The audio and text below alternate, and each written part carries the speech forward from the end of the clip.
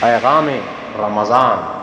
السلام علیکم ورحمۃ اللہ وبرکاتہ۔ الحمدللہ کفا وسلام علی عبادہ الذین اصطفیٰ، اما بعد۔ محترم ناظرین اکرام، پیغام رمضان کی اس نشست میں آپ حضرات کا استقبال ہے۔ آج کی نشست کا موضوع ہے روزہ توڑنے والی چیزیں۔ روزہ ٹوٹ گیا، کون سا کام کریں گے اس سے روزہ ٹوٹ جائے گا؟ اعوذ باللہ من الشیطان الرجیم، بسم اللہ الرحمن الرحیم۔ احل لکم لیلۃ الصیام الرفث الی نسائکم ہن لباس لکم وانتم لباس لہن علم اللہ انکم کنتم تختارون انفسکم فتاب علیکم وعفی عنکم فالآن باشروہن وابتغوا ما کتب اللہ لکم۔ ناظرین اکرام، میں نے سورہ بقرہ سورہ نمبر 2 کی آیت نمبر 187 پڑھی ہے۔ اس مناسبت سے آج وہ باتیں آپ کے سامنے رکھنی ہے کہ اگر ہم اور آپ میں سے کوئی آدمی ایسا کام کر لے گا تو اس کا روزہ ٹوٹ جائے گا۔ تو اس کی دو شکلیں بنتی ہے۔ نمبر 1، اگر وہ کام ہو گیا تو روزہ ٹوٹ جائے گا اور اس کے بدلے قضا بھی کرنی ہے، روزہ بھی رکھنا ہے، اور دوسری چیز یہ ہے کہ کفارہ بھی ادا کرنا ہے۔ عام اردو میں یہ سمجھے کہ جرمانہ بھی دینا پڑے گا۔ پھر اسی طریقے سے روزہ ٹوٹنے کی دوسری شکل یہ ہے کہ روزہ ٹوٹ جائے گا لیکن اس کے بدلے صرف روزہ رکھ لینا ہے، بعد میں رمضان کے بعد توبہ استغفار کر لینا ہے، روزہ رکھ لینا ہے، لیکن کفارہ نہیں دینا ہے، جرمانہ نہیں لگے گا۔ تو آئیے دیکھتے ہیں، اگر کسی نے جان بوجھ کر اپنی بیوی سے دن میں جمع کر لیا اور دونوں راضی رہے تو وہ روزہ ٹوٹ جائے گا اور اس کے بدلے روزہ بھی رکھنا ہے اور جرمانہ بھی ادا کرنا ہے۔ گناہوں سے توبہ کر لے وہ آدمی، روزہ اس کا فاسد ہو گیا، ٹوٹ گیا، پھر اسی طرح باقی دن بھی وہ بچا رہے گا، کھائے گا پیے گا نہیں، اس دن کا روزہ اس کو رکھنا پڑے گا۔ پھر اس کے بعد اس کو کفارہ بھی ادا کرنا ہے۔ کفارہ کیا ہے؟ جرمانہ دینا پڑے گا۔ نمبر 1، ایک غلام کو آزاد کرے، یا نہیں تو 2 مہینے کے لگاتار روزہ رکھے، یا نہیں تو 60 مسکین کو وہ کھانا کھلائے۔ یہ تینوں میں سے ایک نہ ایک چیز اس کو کرنا پڑے گا۔ ابو ہریرہ رضی اللہ تعالیٰ عنہ سے روایت ہے، صحیح بخاری کتاب الصوم کتاب نمبر 30 حدیث نمبر 1936۔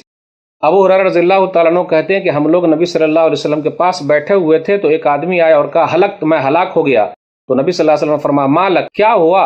اس نے کہا وقعت علی امراتی، میں نے اپنی بیوی سے جمع کر لیا، وانا صائم، میں روزے سے تھا اور میں نے جمع کر لیا۔ تو نبی صلی اللہ علیہ وسلم نے فرمایا هل تجد رقبۃ تعتقها، کیا ایک غلام آزاد کر سکتے ہو؟ تو اس نے کہا نہیں۔ اس کے بعد نبی صلی اللہ علیہ وسلم نے فرمایا فهل تستطيع ان تصوم شهرين متتابعين، کیا تم 2 مہینے کے لگاتار روزہ رکھ سکتے ہو؟ تو اس نے کہا نہیں۔ تو نبی صلی اللہ علیہ وسلم نے فرمایا فهل تجد اطعام 60 مسکینا، کیا تم 60 مسکین کو کھانا کھلا سکتے ہو؟ تو اس نے کہا نہیں۔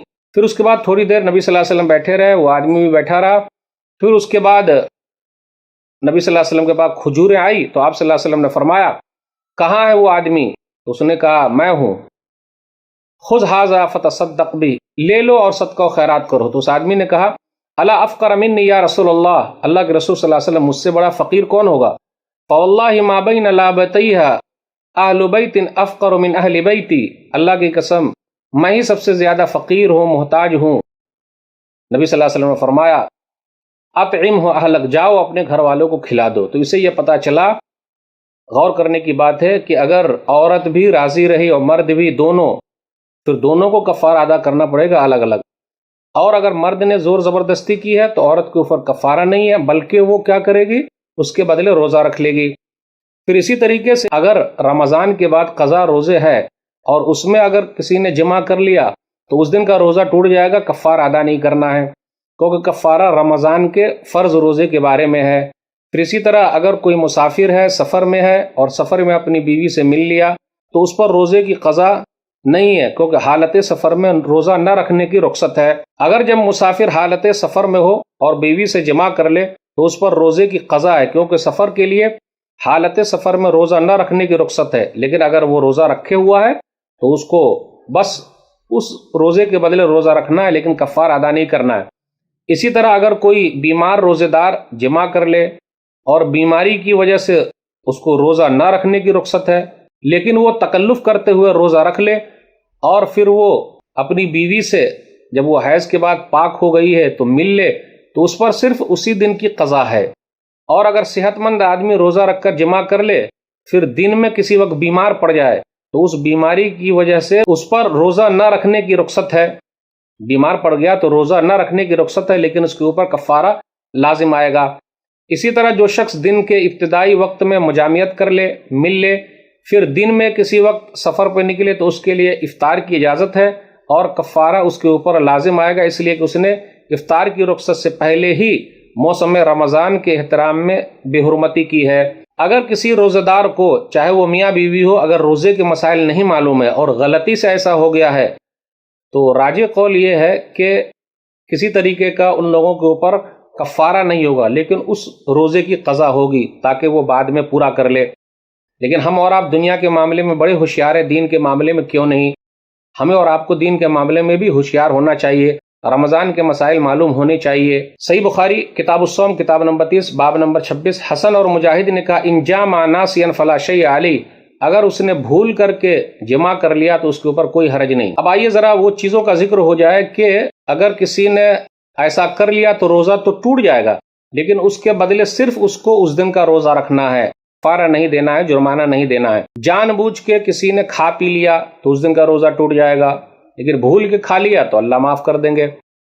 پھر اسی طریقے سے اگر کسی آدمی نے بغیر کسی بیماری کے اور عذر کے روزہ چھوڑ دیا، بیمار بھی نہیں ہے، عذر بھی نہیں، روزہ چھوڑ دیا، تو اس کے لیے ہے کہ وہ روزہ پورا کر لے، توبہ استغفار کر لے۔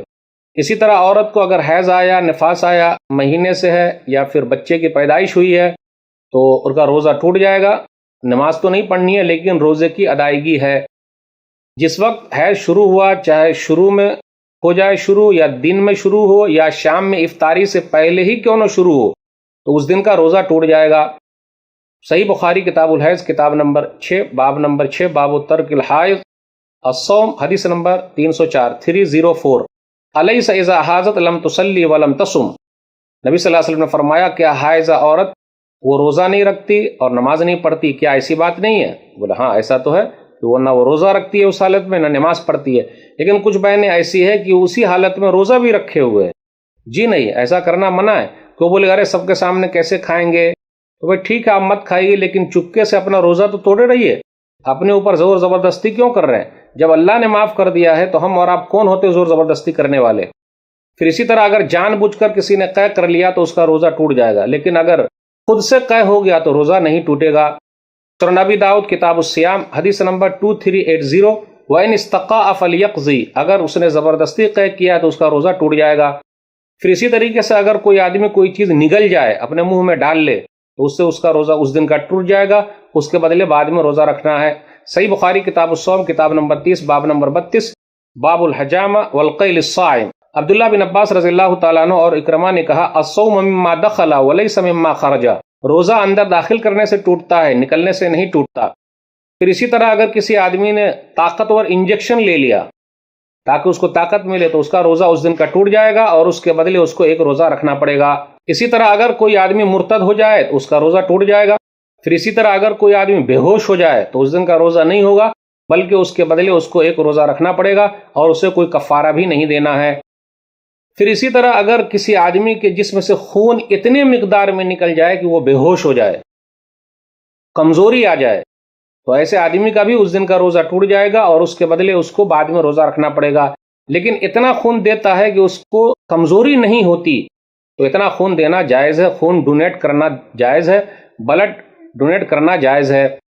آپ آئیے غور کرتے ہوئے چلیں، ایک حدیث کے اندر آیا صحیح بخاری کتاب الصوم کتاب نمبر 30 حدیث نمبر 1940 ثابت بنانی نے انس رضی اللہ تعالیٰ عنہ سے کہا اکنتم تکرہون الحجام للصائم، کیا تم لوگ حجامت ناپسند کرتے ہو روزہ دار کے لیے؟ تو انہوں نے کہا کہ نہیں، الا من اجل الضعف، ہاں مگر کمزوری کی وجہ سے۔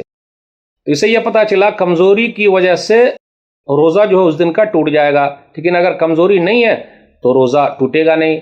تو خون تھوڑا بہت دے سکتے ہیں، جانچ کے لیے بھی دے سکتے ہیں، تو حرج کی کوئی بات نہیں، لیکن زیادہ نکل جائے تو اس دن کا روزہ ٹوٹ جائے گا۔ پھر اسی طریقے سے اگر کڈنی کو واش کر دیا گیا ہے، کڈنی کسی کی نکالی گئی ہے تو اس دن کا روزہ ٹوٹ جائے گا۔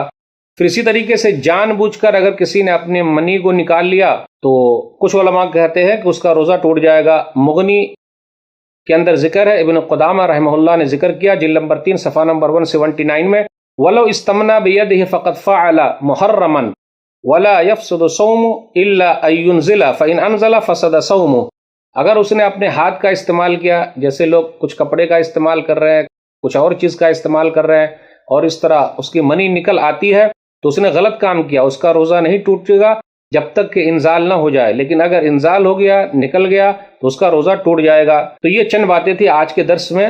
صرف ایک چیز ایسی ہے کہ اگر دن میں مل لیے بیوی سے تو روزہ ٹوٹ جائے گا، اس کا کفارہ بھی ادا کرنا ہے۔ تو آج کے درس میں بس اتنا ہی۔ اللہ سے دعا ہے کہ اللہ تعالی ہم لوگ کو رمضان کے مسائل اچھی طرح سمجھنے کی توفیق دے، آمین۔ والسلام علیکم ورحمۃ اللہ وبرکاتہ۔